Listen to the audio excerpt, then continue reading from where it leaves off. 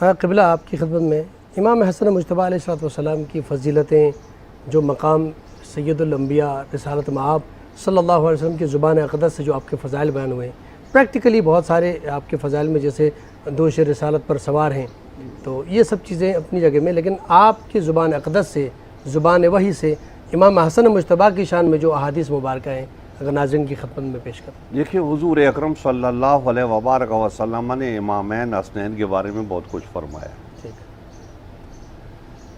ایک بات آپ نے یہ فرمائی کہ ان الحسن والحسین سیدا شباب اہل الجنہ، کہ یہ جنتی جوانوں کے سردار ہیں۔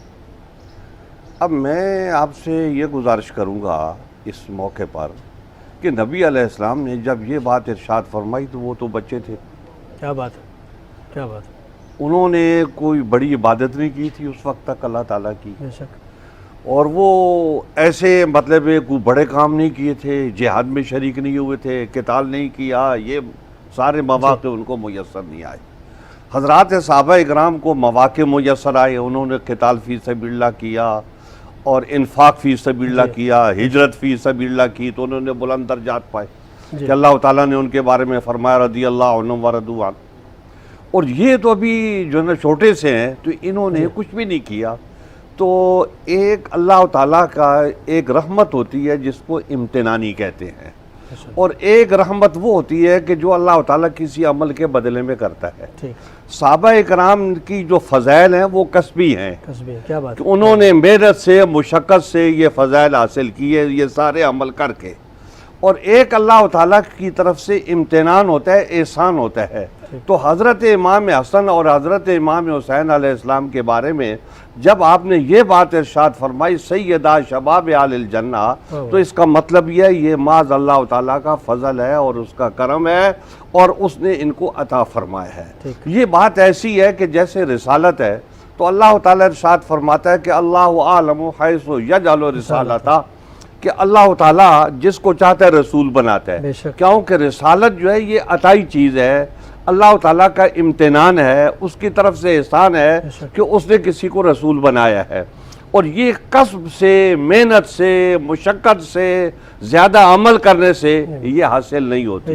تو اسی طریقے سے حضرت امامین حسنین دونوں کا جو مرتبہ ہے تو یہ ان کا عطائی ہے، یہ کسبی نہیں ہے کہ حضور اکرم صلی اللہ علیہ وبارک وسلم ان کے بچپن میں ان کے درجات جو ہے نا وہ متعین کر گئے تھے۔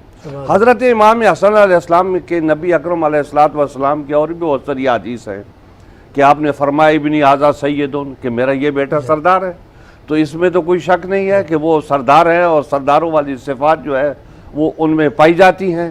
اور یہ دیکھو، میں کہتا ہوں کہ یہ جو مال و دولت کسی کے سامنے رکھا ہوا ہے تو وہ مال و دولت سارا اٹھا کے دے دے کسی کو، تو یہ سردار ہی یہ کام کر سکتا ہے، غیر سردار یہ کام نہیں کر سکتا، کیونکہ جس کے اندر جو ہے سیادت کی قوت موجود ہوگی تو وہ یہ اپنا سارا مال اٹھا کے یہ دے دے گا دوسرے کو، لیکن جس کے اندر سیادت کی قوت نہیں ہے تو وہ اپنا مال اٹھا کے اس طریقے سے نہیں دے سکتا جس طریقے سے امام حسن علیہ السلام نے ایک دفعہ نہیں کئی مرتبہ اپنا سارا گھر کا سامان اٹھا کے جو ہے وہ لوگوں میں تقسیم کر دیا جو ہے۔ تو یہ جو درجات ہیں حضرت امام حسن علیہ السلام کے تو یہ متعین ہیں، اور یہ حضور اکرم صلی اللہ علیہ وبارک وسلم متعین کر گئے تھے۔ اب رہے گا مسئلہ یہ ہے کہ یہ حضرات وہ ہیں کہ جو خون رسول ہیں۔ کسی نے حضرت امام حسن علیہ السلام سے پوچھا، اس وقت بنو امیہ کا دور تھا، تو وہ اس قسم کے سوالات کرتے رہتے تھے کہ آپ تو ابن علی ہو، لوگ آپ نے ابن رسول کیوں کہتے ہیں؟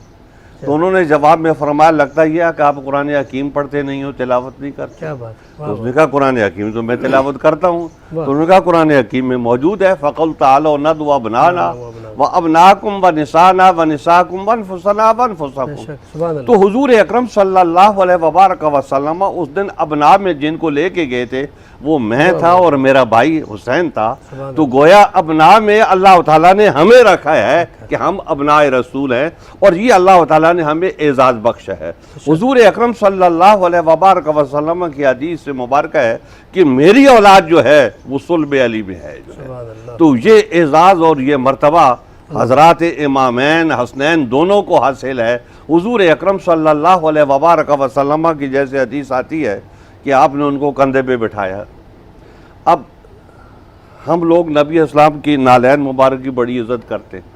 ہم کہتے ہیں جو سر پہ رکھنے کو مل جائے نال پاک واہ حضور واہ واہ. تو پھر کہیں کہ ہاں تاجدار ہم بھی ہیں. سبحان تو اللہ. جب نال پاک وہ ایک چمڑے کا مطلب جوتا بنا ہوا ہے تو اس کا رشتہ یہ ہے کہ وہ نبی علیہ السلام کے پاؤں کے سبحان ساتھ اللہ. چپکا ہے. واہ واہ. تو یہ نبی اکرم علیہ السلام کا خون جو ہے اس کا کیا مقام اور کیا درجہ ہوگا. واہ واہ واہ. اب ایک آدمی جو ہے وہ نالین کی تو عزت کرتا ہے سبحان اور اللہ. حسنین کی نہیں کرتا, سبحان تو یہ بڑے افسوس کا مقام ہے. بہت اور افسوس. تھوڑا سا آدمی کو غور کرنا چاہیے اس آدمی کو کہ میں کہاں جا رہا ہوں اور کیا کر رہا ہوں. سبحان اللہ. بہت بہت پیاری بات کی.